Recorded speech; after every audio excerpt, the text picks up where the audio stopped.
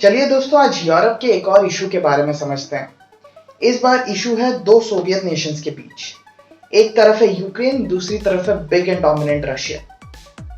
दोस्तों, इस पूरे वीडियो में हम यूक्रेन और रशिया के पूरे तनाव को नहीं समझेंगे, बल्कि एक की एरिया के बीच डिस्प्यूट के टाइमलाइन को डिस्कस करेंगे। एंड वो की एरिया इस वीडियो में है क्रिमिया का रीजन। दोस्तों, ये मुद्दा आपको रशिया के डोमिनेंस और रशिया के गलत पॉलिटिक्स को पूरी तरह से क्लियर कर देगा, और ये आपको ये भी बताएगा कि कैसे रशिया यूक्रेन को एनेक्स करने के फिराक में है। चलिए इस पूरे मुद्दे को समझते हैं द यूथ स्पीक्स विद देव के इस एपिसोड में। दोस्तों, आने वाले कुछ वीडियोस में हम यूरोप के सारे इश्यूज के बारे में डिस्कस करेंगे, तो आप ये मेक श्योर कीजिए कि आपने चैनल को सब्सक्राइब करके रखा है, ताकि आप यूरोप के बारे में पूरी तरीके से एजुकेट हो सके। दोस्तों, आपको ये भी पता होगा कि यूरोप कितना बड़ा कॉन्टिनेंट है। जितना बड़ा कॉन्टिनेंट उतने सारे देश एंड उतनी सारी इश्यूज। यूरोप के मैक्सिमम देशों के साथ भारत के डायरेक्ट या इनडायरेक्ट ताल्लुकात हैं। इसीलिए ये सारे इश्यूज भारत को शायद ही डायरेक्ट या इनडायरेक्ट इम्पैक्ट ना करते हो, लेकिन ग्लोबली फंडामेंटल रूप से इनका बहुत ज़्यादा इम्पैक्ट रहता है पूरे वर्ल्ड में।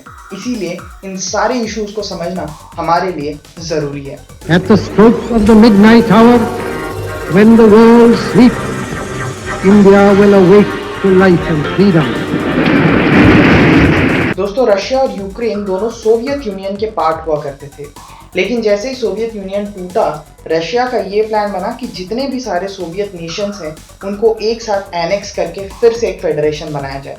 एंड इसी प्लान के तहत 2014 में उसने यूक्रेन से क्रिमिया को छीना। दोस्तों, ये पूरी कहानी शुरू होती है फेब 2014 में, जब यूक्रेन में वायलेंट प्रोटेस्ट शुरू हुए। इस प्रोटेस्ट को कंट्रोल ना करने की वजह से विक्टर यानुकोविच, जो कि वहाँ के प्राइम मिनिस्टर थे, उनको अपनी कुर्सी छोड़नी पड़ी।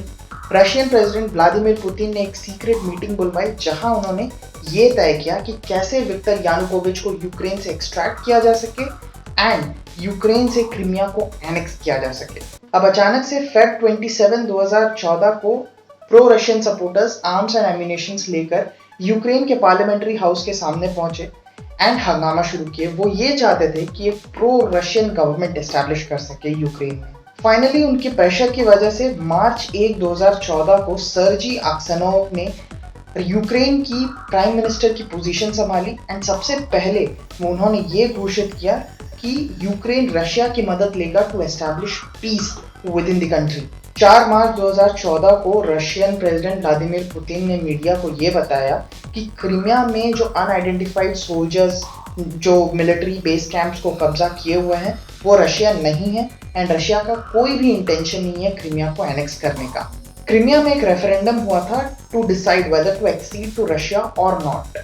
यूएस, ईयू और यूक्रेनियन गवर्नमेंट ने एक जॉइंट स्टेटमेंट निकाला था, जिसमें उन्होंने इस पूरे रेफरेंडम को कंडेम किया था। लेकिन एक रिपोर्ट के हिसाब से इस रेफरेंडम में 95% लोगों ने क्रिमिया को रशिया में जाने की सहमति दी थी। इस वोट को कोई भी इंटरनेशनल रिकॉग्निशन नहीं मिला, लेकिन 17 मार्च आते आते क्रिमिया ने रशियन फेडरेशन ज्वाइन कर लिया। यूएस ने रशियंस और यूक्रेनियन ऑफिशियल्स के अगेंस्ट सैंक्शंस घोषित किए।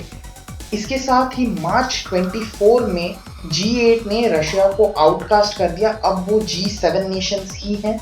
इसके साथ ही यूएन और 100 अदर नेशंस भी इस पूरे रेफरेंडम को, मार्च 16 के रेफरेंडम को इलीगल घोषित किए। पुतिन ने मीडिया को ये भी क्लैरिफाई किया कि ऑल्दो मीडिया को उन्होंने ये बताया था कि क्रिमिया उनके एनेक्सेशन प्लान का हिस्सा नहीं है, लेकिन एनेक्सेशन उनका हमेशा से प्लान रहा था।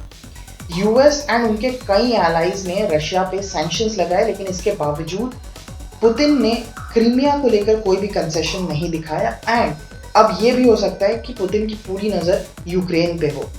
अब यूक्रेन और क्रिमिया में आगे क्या होगा ये तो वक्त ही बताएगा, लेकिन यूरोप में ऐसे कई सारे और इश्यूज हैं जिन्हें अभी भी हमने एक्सप्लोर नहीं किया है। एंड एक के बाद एक आगे फ्यूचर वीडियोस में हम यूरोप के सारे इश्यूज एक्सप्लोर करेंगे। तो आप ये मेक श्योर कीजिए कि आप हमारे साथ बने रहें, चैनल को सब्सक्राइब कीजिए ताकि आपको पूरी यूरोप की नॉलेज हो जाए।